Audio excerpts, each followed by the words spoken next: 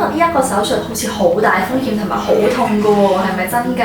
嗱，呢個咧好坦白講都唔係一個好細嘅手術，但係亦都大家唔需要話好驚住佢先。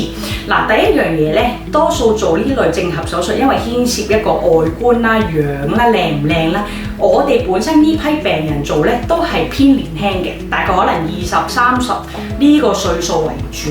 咁所以相對地咧，除非佢係有啲遺傳病啦，但係咁相對地呢一啲長期病患啊、長期食藥啊，呢啲可能係比較低啲。咁所以令到佢哋接受呢一類型嘅麻醉去做咧，相對風險就唔係叫做好高嘅。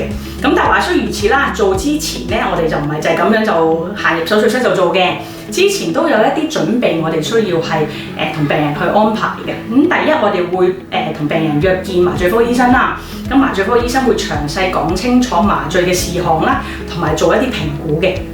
咁亦都有啲基本嘅身體檢查，例如一啲心電圖啊、抽血嘅檢驗啊，驗下啲肝腎功能啊，同埋最緊要咧要同病人配定佢嘅血型，預留翻佢啱佢哋血型嘅一啲血漿嘅。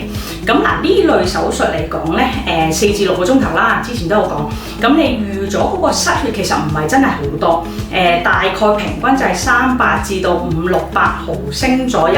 咁亦都形象化啦，就當係一罐汽水啦，至一支細支裝嘅汽水，大概嘅份量就係咁。咁以一個正常後生嘅男女咧，呢一個份量係可以應付嘅身體。咁但係總有一啲可能本身比較細粒啲女仔，咁我哋驗出嚟一開頭就已經發覺有啲窄界貧血嘅，咁我哋呢啲都要小心處理。咁喺手術途中咧，都會 keep 住幫佢哋睇一睇少少血色素嘅情況係點啦。有需要嘅時候咧，亦都可以安排輸血嘅。咁所以點解之前會同佢哋驗定血型，預留定一啲血漿就係咁解，總好過到時真係發覺佢個貧血情況差咗嘅時候咧，咁我哋就企咗喺度冇安排就唔係咁好啦。咁跟住其後咧，嗱，手術嚟講咧，我想強調就係呢個手術所有嘅切口都係喺口入邊做嘅，咁所以咧喺出邊係冇任何痕跡啦，冇任何疤痕啦，做過任何矯形嘅手術，咁所以所有傷口都會喺口入邊進行啦。咁頭先之前都講就係失血嘅份量其實就唔算太多嘅。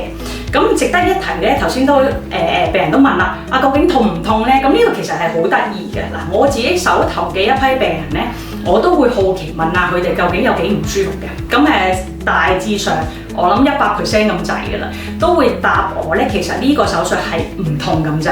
咁嗱，10分當滿分啦。啱啱做完手術嗰啲咧，其實好多時都會答我係1-2分痛。咁點解會咁咧？咁因為其實面部呢個範圍咧，好多感覺嘅神經咧係會有啲近我哋做手術嘅切口嘅。咁當然醫生做嘅時候要好小心，唔會切到嗰條神經線啦。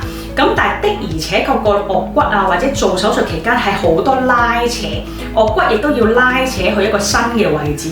呢啲拉扯之下，條神經線係會有啲反應咧，而令到初期咧做完手術期間咧，個面部有啲位置係出現一啲麻痹嘅。咁以上顎為例啦，個麻痹就大概喺眼底至到上唇呢個位啦。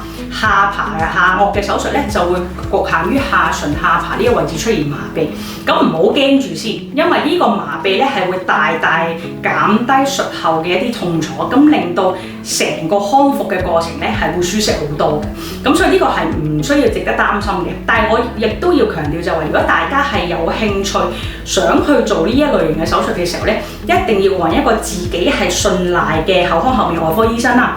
而嗰位醫生亦都係要有相應嘅經驗去做正頜手術。咁因為醫生嘅技巧啦，亦都係會幫助到減低失血同埋神經線嘅一啲風險嘅。咁所以呢個係比較重要嘅一個事項嚟。咁但係大致上嚟講咧，其實大嘅風險咧喺呢類型嘅正頜手術，如果準備充足、安排妥當嘅話咧，其實個風險就唔高嘅。